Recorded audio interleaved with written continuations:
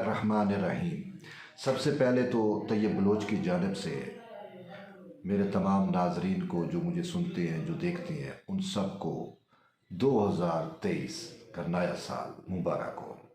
उम्मीद है ये साल आपके लिए खुशियाँ लेके आएगा और आपकी सेहत तंदुरुस्ती के लिए भी जो है ये साल जो है वो अच्छा साबित होगा। और हमारी दुआ है कि आपके जो भी मसाइल हैं, अल्लाह ताला आपका हामी व नासिर हो और वो तमाम के तमाम मसाइल आपके हल हो।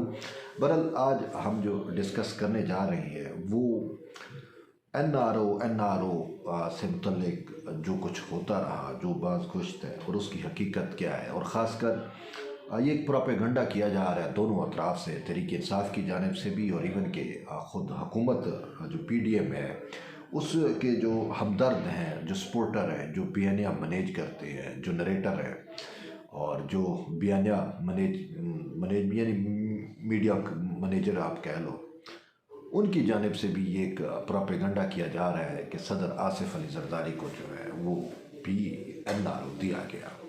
NRO का पीपल्स पार्टी के साथ पुराना ताल्लुक़ है और हमेशा पीपल्स पार्टी पे ये एलिगेशन और इल्ज़ाम दिया जाता रहा कि पीपल्स पार्टी को जो है वो मुशर्रफ ने भी NRO दिया और अब जो है वो इसको NRO दिया गया बाजवा साहब की जानिब से।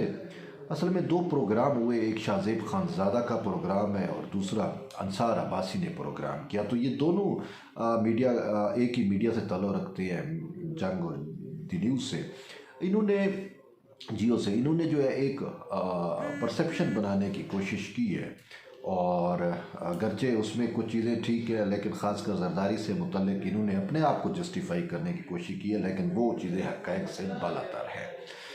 अब इनकी जनरल बाजवा से डिस्कशन हुई या मीटिंग हुई, ख़ासकर अंसार अब्बासी साहब की, और भी कुछ सीनियर जर्नलिस्ट थे, तो उसमें बाजवा साहब ने कुछ हक़ाइक़ जो है वो इन लोगों को बताए और फिर ख़बरें छपी, आर्टिकल्स लिखे गए।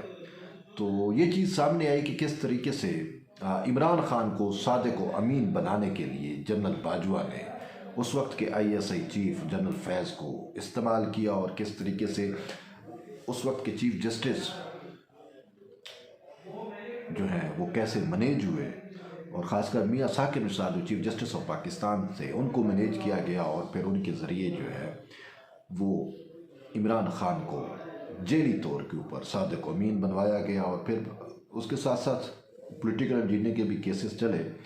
लेकिन बात यहाँ पे आके बड़ी मशकूक हो जाती है इन सारी चीज़ों की। ये बातें तो शायद हक़ाइक़ पे मबनी है, लेकिन जो मैं तज्ज़िया कर रहा हूँ, जो मैं एनालिसिस कर रहा हूँ, वो सदर जरदारी से मुतल्लिक है कि आया क्योंकि इनके जो ख़यालात हैं और फिर इनकी जो रिपोर्टिंग है, जो इन्होंने चीज़ें बयान की कि सदर जरदारी आसिफ अली जरदारी के जो है वो भी डील हो गई थी और जनरल बाजवा ने जो है वो इनकी डील कराई और उस डील के नतीजे में सदर जरदारी के ख़िलाफ़ जो केसेस बने हुए थे, जो रावलपिंडी में चल रहे थे, वो कराची मुंतकिल हुए। तो ये बात जो है वो हज़म होने वाली नहीं है, क्योंकि ये हक़ाइक़ पे मबनी नहीं है। तो जो बात हक़ाइक़ पे मबनी ना हो वो भला कैसे हज़म हो सकती है। हकीकत बात ही हकीकत होती है, तो झूठ के पाँव नहीं होते, झूठ पकड़ा जाता है, क्योंकि तारीख़ रिकॉर्ड हो रही है और फिर ये रिकॉर्ड भी आपके सामने मौजूद है।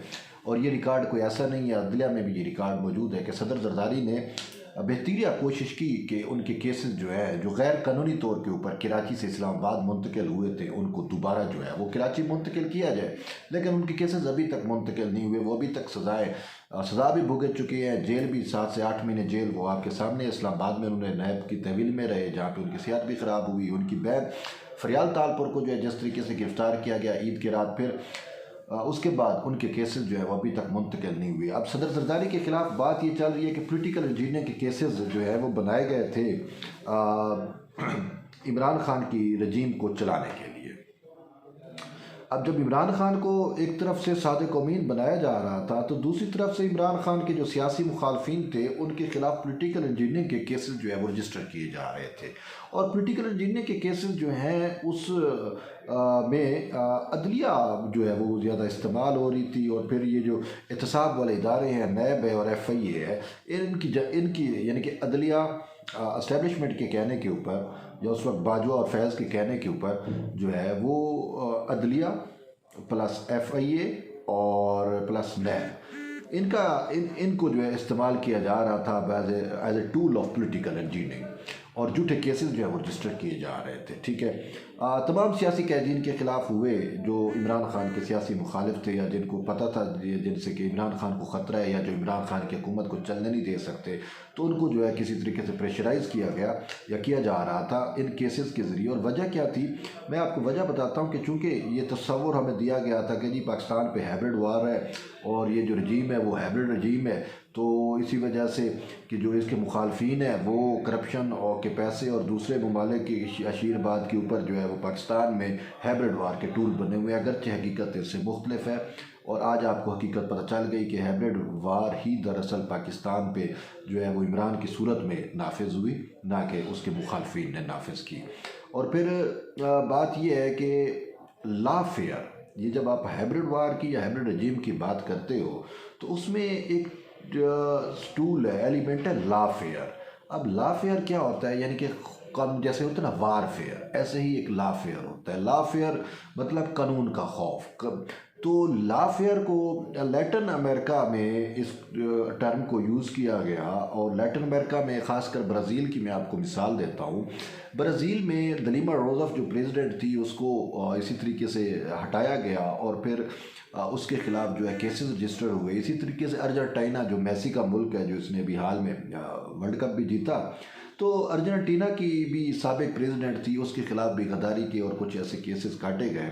तो दिल्मा रोज़ेफ जाती है मिलने के लिए अर्जेंटीना की प्रेसिडेंट को, जो साबिका प्रेसिडेंट होती है दोनों, तो वो दिल्मा रोज़ेफ भी साबिका प्रेसिडेंट थी और अर्जेंटीना की भी साबिका प्रेसिडेंट। तो जब उसके खिलाफ केसेस हुए तो वो उसको दिलासा देने के लिए जाती है, तो वहाँ पे वो सबसे पहले ये टर्म ला फेयर यूज़ करती है।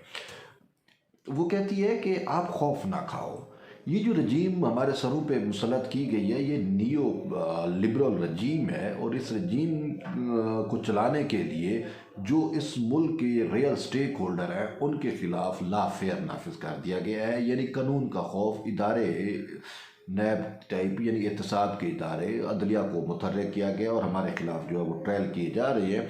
लेकिन ये वक्त एक जैसा नहीं रहता, हम इस पर भी काबू पा लेंगे। तो बेन ही यही कुछ उस वक्त पाकिस्तान में भी हो रहा था, और यही ला फेयर जो है वो जरदारी साहब के ख़िलाफ़ और वो PMLN सब के ख़िलाफ़ जो है वो नाफिज थी।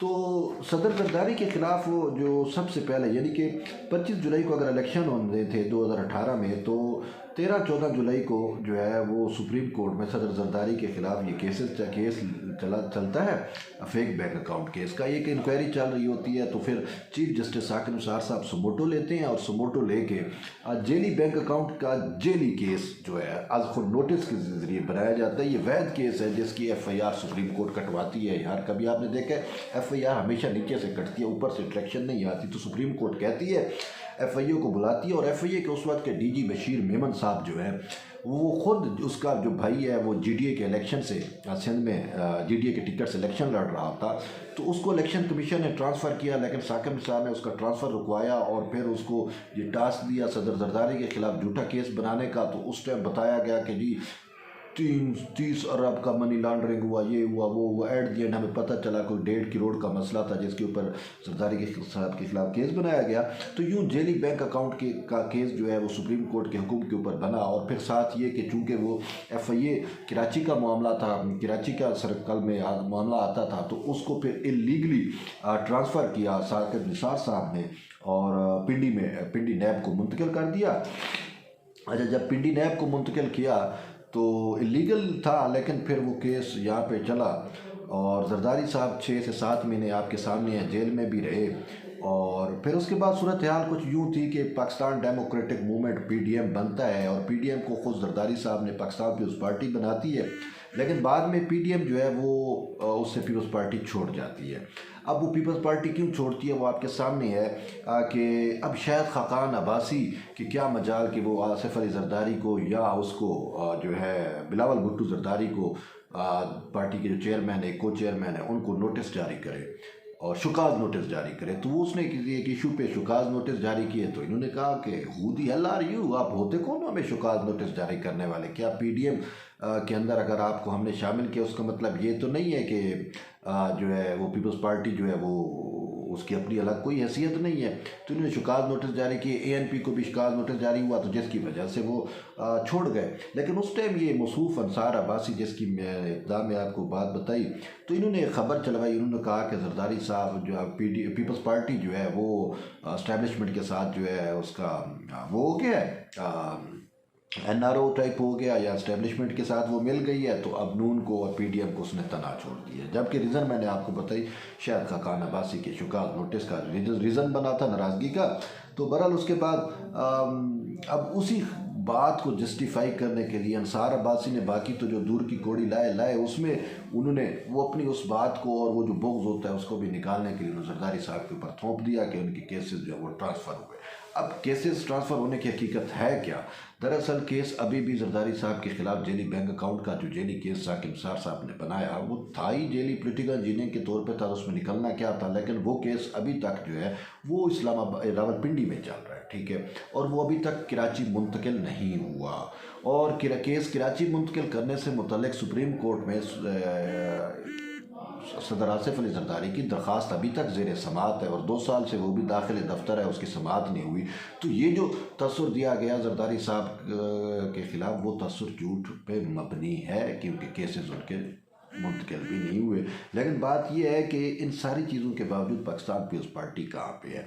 जब जरदारी साहब के ख़िलाफ़ या उनके ख़िलाफ़ ये प्रोपेगेंडा चल रहा है, तो पाकिस्तान पीपल्स पार्टी का काउंटर प्रोपेगेंडा किधर है, काउंटर नरेटिव किधर है? जब एक नरेटिव होता है तो लोग तो चलो उसको जो काउंटर किया जाता है, जिसको जो काउंटर नरेटिव जिसे कहते हैं कि ये इस प्रोपेगेंडे को काउंटर नरेटिव हमने करना, तो पीपल्स पार्टी का काउंटर नरेटिव किधर है? कहीं पे भी नहीं है।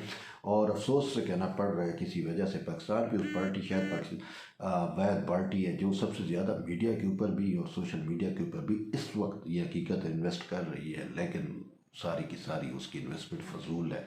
वो क्यों फजूल है, उस हवाले से भी मेरे पास हक़ाइक़ मौजूद हैं, वो हम उस पर बाद में बात करेंगे। लेकिन पहली बात ये है कि पाकिस्तान पीपल्स पार्टी का जो काउंटर नरेटिव है उसको स्ट्रांग करना होगा, और इस तरह के जो नरेटिव दिए जाते हैं जो झूठ पे मबनी होते हैं उनको काउंटर करना जो है वो वक्त की अशद जो है वो ज़रूरत है।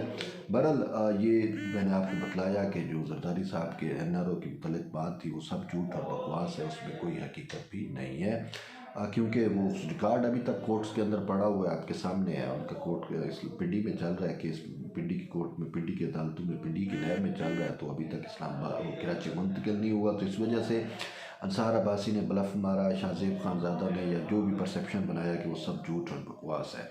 इसके साथ साथ एक बड़ी ख़बर भी है, और वो बड़ी ख़बर ये है कि पाकिस्तान पीपल्स पार्टी बलूचिस्तान की सबसे बड़ी जमात बन के उभरी है, और ये 2023 की सब पहली बड़ी ख़बर है आपके लिए। तो इस हवाले से हम अलग सा व्लॉग ज़रूर करेंगे। बहरहाल एट दी एंड यही है कि अभी आप जुड़े रहिए तैयब बलोच के साथ। इंशाल्लाह फिर एक नई वीडियो में मिलते हैं, तब तक के लिए इजाज़त है। अल्लाह हाफ़िज़।